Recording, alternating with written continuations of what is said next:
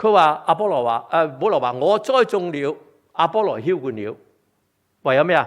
唯有神使他生長。呢一個生命嘅成長，如果冇神嘅作為，係不能成長嘅。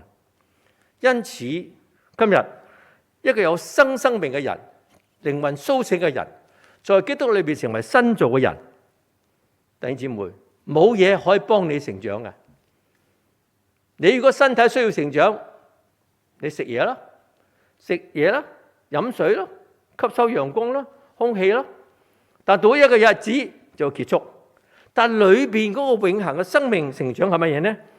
聖經話係要依靠神嘅靈。所以撒迦利亞書第4章第6節咁講：我是耶和華指示所羅巴伯嘅話，萬軍之耶和華說，唔係靠勢力，唔係靠才能，係要靠我靈方能成事。呢個唔係要我哋做一件事，包括我哋人嘅成長，在基督裏邊嘅成長，我哋都需要依靠神嘅靈。所以喺加拉太書有講到，我哋係靠聖靈得生，亦需要靠聖靈行事。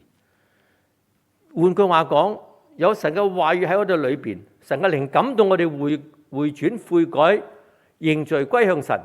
神就係我哋得咗新嘅生命之後，成為神嘅兒女。呢個新造嘅人係必須有上帝嘅話語。人活着不是單靠食物，仲要靠神口裏所出一切嘅話。唔單止有呢個話語，仲有上帝藉著佢自己真理嘅道，不斷嘅俾我哋明白，讓我哋能夠日日嘅成長，唔係身體上邊啊，那係心靈裏邊、靈性上邊不斷嘅成長。